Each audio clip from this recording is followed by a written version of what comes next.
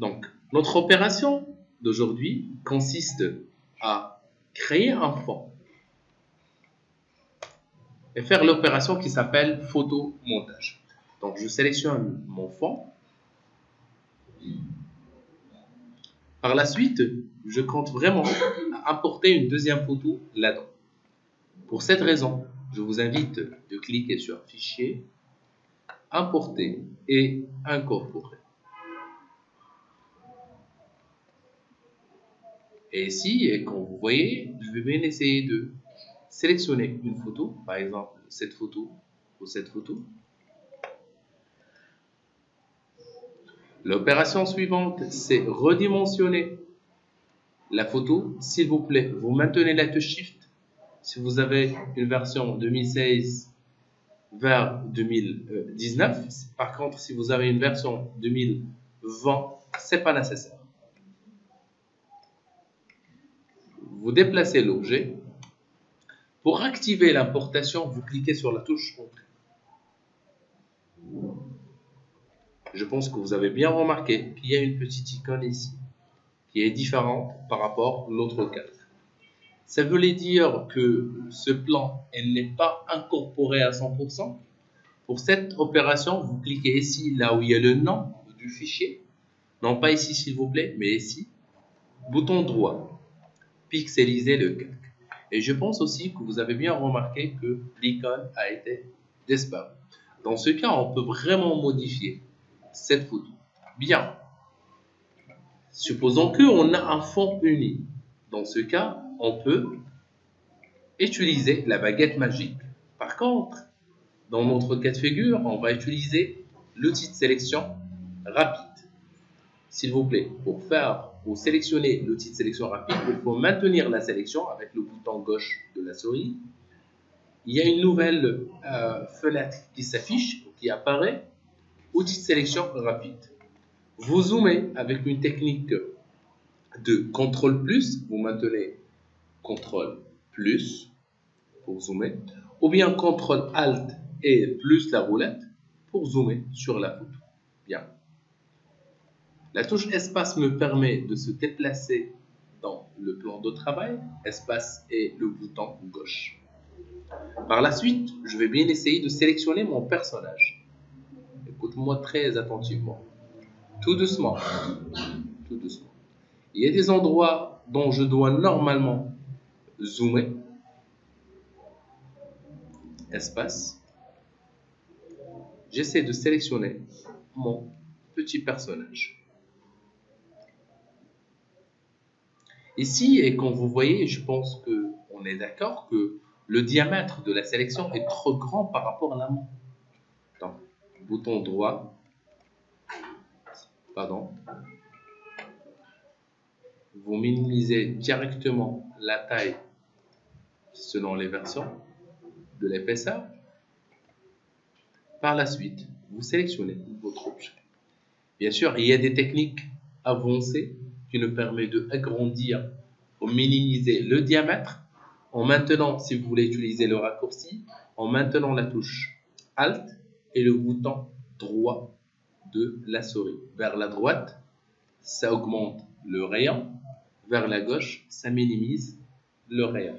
Si vous ne voulez vraiment pas utiliser la barre de contrôle ou bien la zone de contrôle. Par la suite, je continue ma sélection. Tout doucement, je dois être sûr que c'est une sélection de très très bonne qualité. Parfois juste des clics.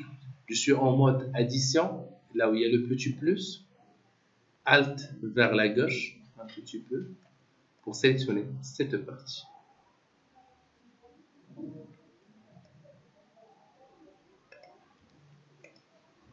Step by step, Alt vers la gauche pour sélectionner le petit doigt. Il y a des détails, donc il faut vraiment travailler avec une prudence. Et quand vous voyez, j'ai fait, ou bien j'ai pratiqué une sélection ici qui n'est pas correcte. Au lieu d'utiliser le plus, je vais utiliser le moins pour faire la soustraction de ces éléments.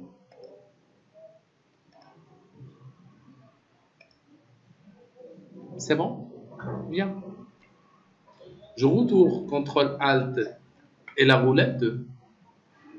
Au niveau de visage, je retourne vers le plus pour ajouter à la sélection.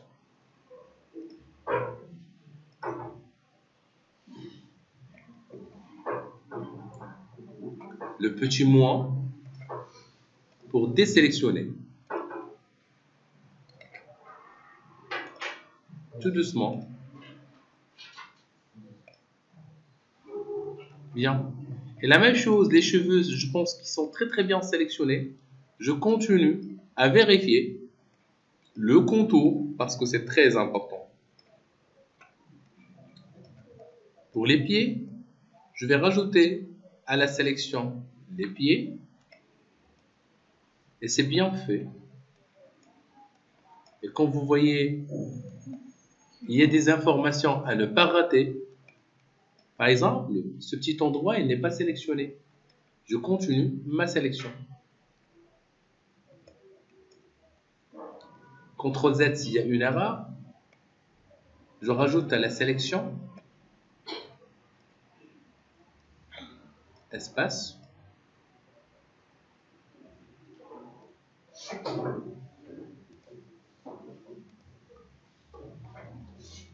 Bien. Vous vérifiez ici, s'il vous plaît, si c'est possible, les détails des détails, parce que s'il y a une erreur,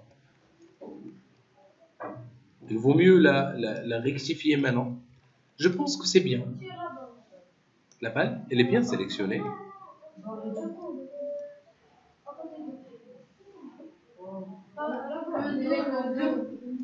Ici, ah, bravo, vous avez très très bien remarqué, merci. Est-ce qu'il y a un autre endroit? Allons-y pour être sûr s'il y a un autre endroit ou pas. Attendez, restez avec moi. Si vous voulez vérifier est-ce que c'est bien ou pas, vous cliquez sur la touche Sup pour supprimer.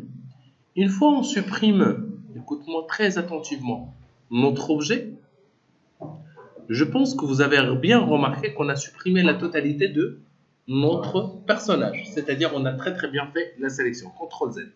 C'est bon? Bien. Par la suite, vous cliquez sur... Vous restez dans le menu sélection rapide hein, et vous cliquez sur sélectionner et masquer. Sélectionner et masquer. Dans ce cas, vous allez voir que on va bien essayer d'utiliser une couleur de fond ou bien pelure d'oignon. Pelure d'oignon. Qui nous permet de voir notre objet ou bien notre sujet dans la transparence totale. Bien, je vous invite entre-temps à utiliser un rayon de 1 cm dans la détection des contours. Le lissage et le contour progressif. Le contour progressif, il ajoute un contour progressif sur le contour. Si j'augmente, juste pour vous montrer, hein, si j'augmente, vous allez voir qu'il y a plus de flou sur le contour. Donc, je garde juste la valeur 1 ou 1 dans l'amélioration globale et le contour progressif, si je l'augmente, essayez de voir. Il est maintenant flou sur le code. On est d'accord? On va utiliser une petite valeur, s'il vous plaît, de 1 ou 2 pixels, rien de plus. Je bascule un peu vers le bas et je clique sur sortir vers un nouveau calque avec un masque de fusion. Je clique sur OK. Et ben voilà, voilà notre personnage. On a détouré notre personnage. Maintenant, elle est dans l'air. Je peux le déplacer où je veux. On a supprimé totalement, si vous voyez, on a supprimé totalement l'arrière-plan avec une technique très très avancée. On est d'accord? Et très très forte. Ça va, c'est bon. C'est tout pour aujourd'hui.